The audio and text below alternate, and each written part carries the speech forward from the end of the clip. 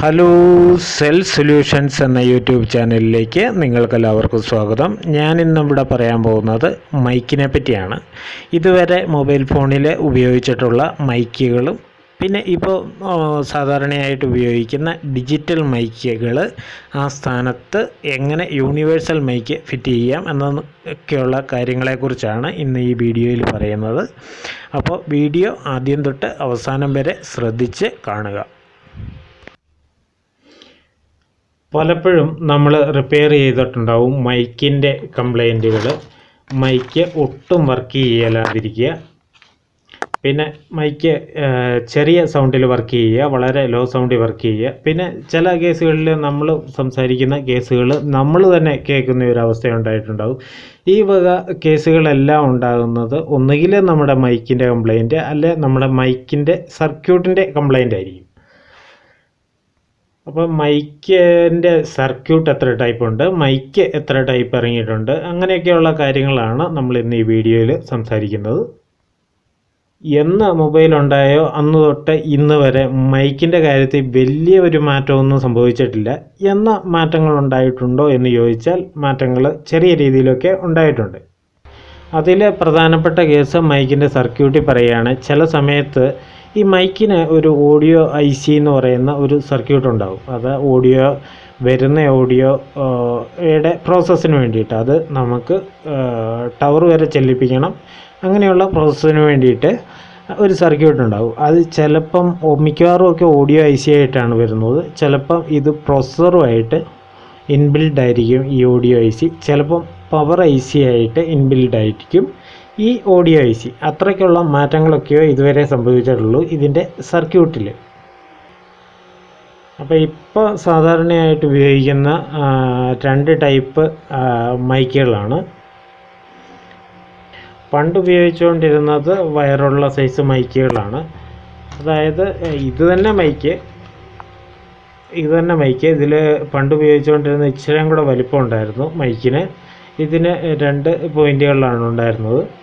ഇപ്പോൾ ഈ മൈക്കിന് ഈ ചെറിയ വലിപ്പത്തിലാണ്. ഈ വലിപ്പത്തിൽ തന്നെ വയറുള്ള മൈക്കുകളും കിട്ടും. ഇതെല്ലാം ഒരു പ്രവർത്തനമാണ്. പിന്നെ ഇതുകൂടാതെയുള്ള മൈക്കുകൾ എന്ന് പറഞ്ഞു കഴിഞ്ഞാൽ മൈക്ക് ECM ELECTRO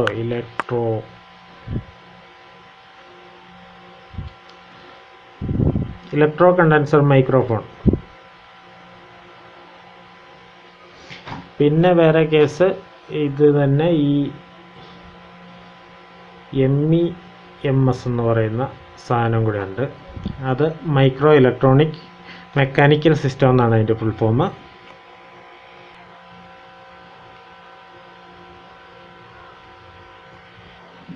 ഇതിന് സാധാരണ ഡിജിറ്റൽ മൈക്ക് എന്നും പറയാറുണ്ട്. ഡിജിറ്റൽ മൈക്കും ക്രിസ്റ്റൽ മൈക്കും ഉപയോഗിക്കുന്നുണ്ട് ഇപ്പം.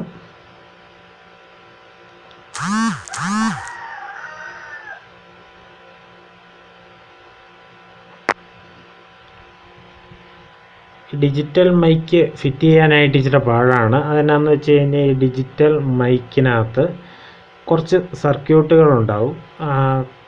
ആ സർക്യൂട്ടുകൾ കംപ്ലൈൻ്റ് ആകാനായിട്ടും ഇതിനകത്ത് ഒരു ഡയഫ്രം ഉണ്ടാവും. അത് ഈ പഴയ ടൈപ്പ് യൂണിവേഴ്സൽ മൈക്കിനകത്തും ഒരു ഡയഫ്രം ഉണ്ടാവും. ആ ഡയഫ്രം കംപ്ലൈൻ്റ് ആകാനുള്ള സാധ്യതയുണ്ട്. ഇത് ചൂടാക്കി മൈക്ക് ഫിറ്റ് ചെയ്യുമ്പോൾ അത് ഡയഫ്രം കംപ്ലൈൻ്റ് ആകാനുള്ള സാധ്യതയുണ്ട്.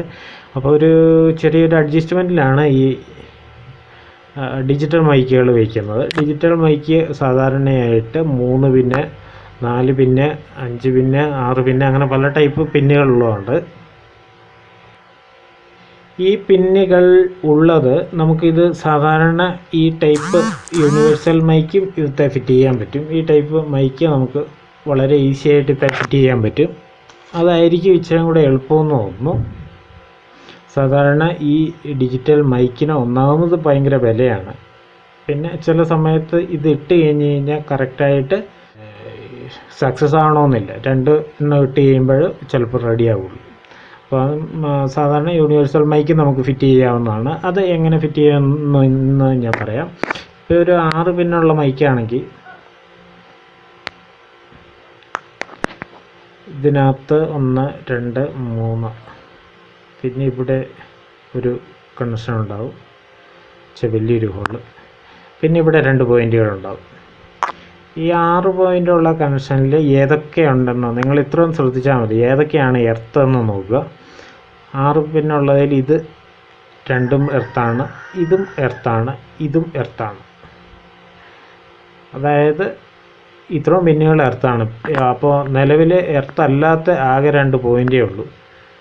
അത് ഈ 2 പോയിൻറ്റുകളാണ്. ആ 2 പോയിൻറ്റിനിടയ്ക്ക് ഒരു റെസിസ്റ്റർ വെച്ച് കൊടുക്കുക.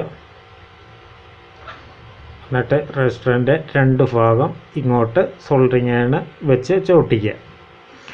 അങ്ങനെ ഒട്ടിച്ച് വെച്ച് ഒരു യൂണിവേഴ്സൽ മൈക്ക് എടുക്കുക. അതിന് 2 കണക്ഷൻ ഉണ്ടാകുമല്ലോ. ആ 2 കണക്ഷനിൽ നെഗറ്റീവ് വരുന്ന സൈഡ് ഇങ്ങോട്ട് ഫിറ്റ് ചെയ്യുക, ഈ നെഗറ്റീവിലേക്ക്.